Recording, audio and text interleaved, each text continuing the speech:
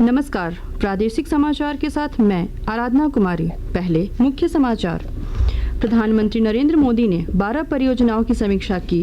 सभी हितधारकों को परियोजनाओं को समय पर पूरा करने और लंबित मुद्दों का समाधान करने का दिया निर्देश। मुख्यमंत्री हेमंत सोरेन ने कहा, युवाओं को हुनरमंद बनाने और स्वास्थ्य सुविधाएं बढ़ाने पर राज्य सरकार का विशेष जोर। राजधानी रांची में कौशल विकास कॉलेज की होगी स्थापना। झारखंड उच्च न्यायालय ने राज्य सरकार से भूमाफियाओं के कब्जे वाली जमीन की मांगी रिपोर्ट। और आज उत्साह के साथ मनाया जा रहा है प्रेम और बलिदान का प्रतीक ईद उल अजहा का त्योहार। राष्ट्रपति, राज्यपाल और मुख्यमंत्री ने दी बधाई। घुरती रथ यात्रा भी आज। और अब समाचार विस्तार से। प्रधानमंत्री नरेंद्र मोदी ने कल 10 राज्यों और 2 केंद्र शासित प्रदेशों में 1,21,000 करोड़ रुपए की लागत की 12 परियोजनाओं की समीक्षा की।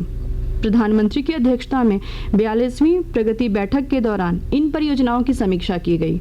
उन्होंने सभी हितधारकों को परियोजनाओं को समय पर पूरा करने और लंबित मुद्दों का समाधान करने के निर्देश दिए।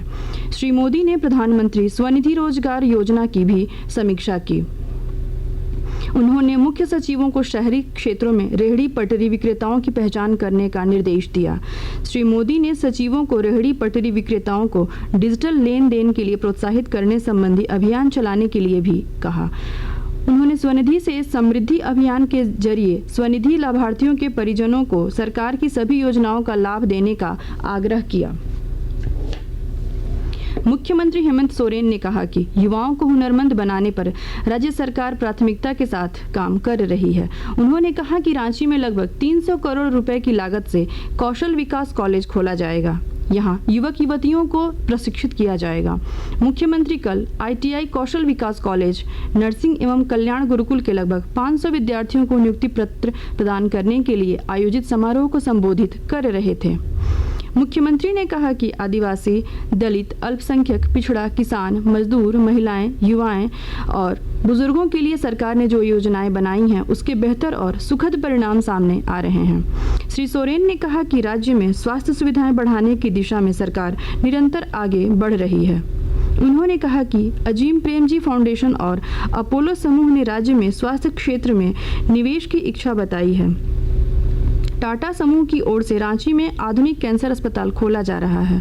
मुख्यमंत्री ने कहा कि राज्य में जो संस्थाएं यहां के युवाओं को प्रशिक्षण दे रही है वे उसका डेटाबेस तैयार कर सरकार के साथ साझा करें ताकि उन्हें रोजगार और स्वरोजगार से जोड़ने में सहूलियत हो। खान निरीक्षक एवं पूर्वी सिंहभूम जमशेदपुर के प्रभारी खनन पदाधिकारी संजय कुमार शर्मा के विरुद्ध विभागीय जांच और कार्रवाई होगी। इसे लेकर राजभवन ने संकल्प जारी कर दिया है। जांच के लिए राजभवन ने खान निदेशालय के सेवानिवृत्त अवर खान सचिव विनोद कुमार शर्मा को अधिकृत किया है।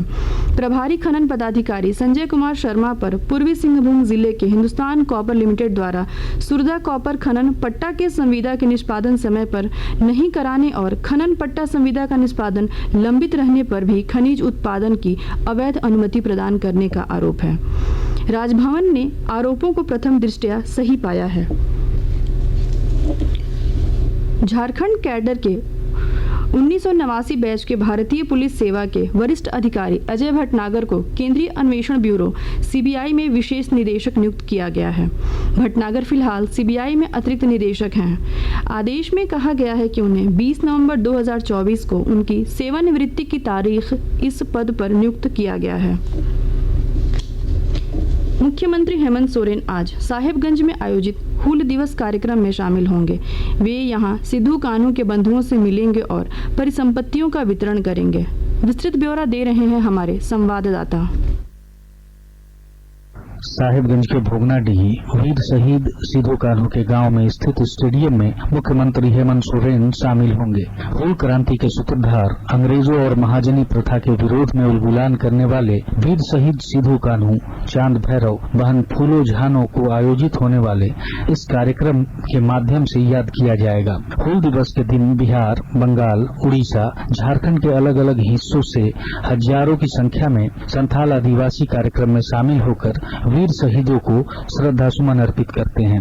हूल दिवस कार्यक्रम को लेकर जिला प्रशासन साहिबगंज सभी विभागों को समन्वय स्थापित कर तैयारियां सुनिश्चित करने का निर्देश दिया है। आनंद कुमार ओझा, आकाशवाणी समाचार, साहिबगंज। झारखंड हाई कोर्ट में कल चर्चित रेबिका पहाड़ी हत्याकांड मामले में सुनवाई हुई। अदालत ने सुनवाई के दौरान फैसला सुनाते हुए 3 आरोपियों को जमानत पर रिहा कर दिया। इनमें पति आमिर हुसैन, मेहताब और गुलेरा शामिल है। तीनों आरोपितों में मुख्य अभियुक्त दिलदार अंसारी के रिश्तेदार हैं। हालांकि इन तीनों को सशर्त जमानत दी है। अदालत ने शर्त रखते हुए कहा है कि इन तीनों को हर दिन संबंधित थाना आकर अपनी हाजिरी देनी होगी। साथ ही 25-25 हजार के 2 निजी मुचलके भी भरने होंगे। आकाशवाणी के ताज़ा तरीन समाचारों के लिए आप हमारी वेबसाइट news.air.com पर लॉग ऑन कर सकते हैं।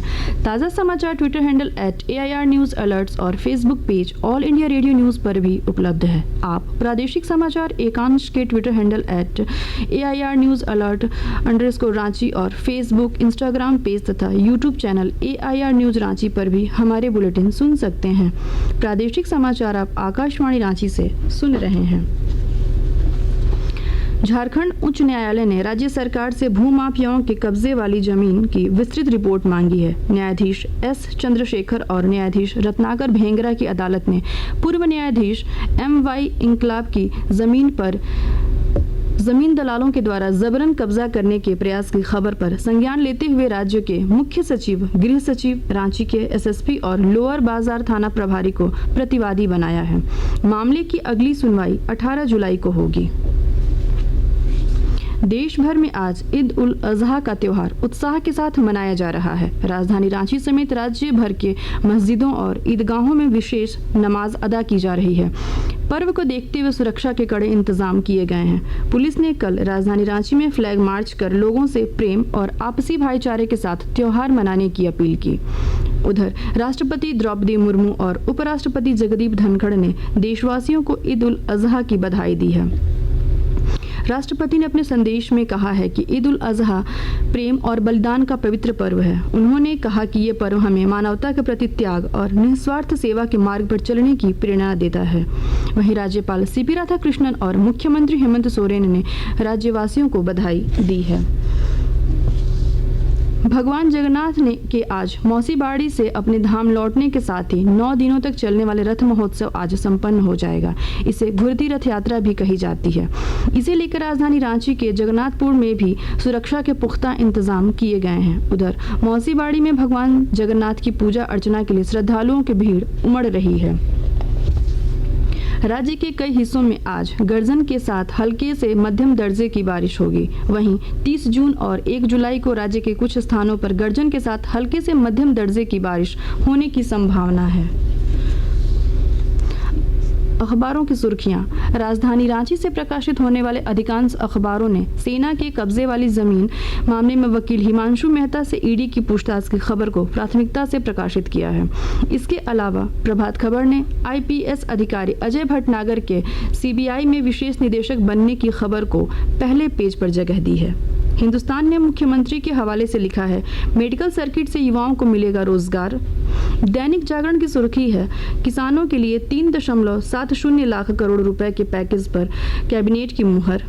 दैनिक भास्कर ने लिखा है, 5 दिन की बारिश से 13 डिग्री पारा गिरा, दिन रात में सिर्फ 2 डिग्री का अंतर। अंग्रेजी अखबार हिंदुस्तान टाइम्स और द टाइम्स ऑफ इंडिया ने सेंसेक्स में उछाल की खबर को पहले पेज पर जगह दी है। अंत में मुख्य समाचार एक बार फिर। प्रधानमंत्री नरेंद्र मोदी ने 12 परियोजनाओं की समीक्षा की। सभी हितधारकों को परियोजनाओं को समय पर पूरा करने और लंबित मुद्दों का समाधान करने का दिया निर्देश। मुख्यमंत्री हेमंत सोरेन ने कहा, युवाओं को हुनरमंद बनाने और स्वास्थ्य सुविधाएं बढ़ाने पर राज्य सरकार का विशेष जोर। राजधानी रांची में कौशल विकास कॉलेज की होगी स्थापना। झारखंड उच्च न्यायालय ने राज्य सरकार से भूमाफियाओं के कब्जे वाली जमीन की मांगी रिपोर्ट। और आज उत्साह के साथ मनाया जा रहा है प्रेम और बलिदान का प्रतीक ईद उल अजहा का त्योहार। राष्ट्रपति, राज्यपाल और मुख्यमंत्री ने दी बधाई। घुरती रथ यात्रा भी आज। इसके साथ ही आकाशवाणी रांची से प्रादेशिक समाचार का ये बुलेटिन समाप्त हुआ। नमस्कार।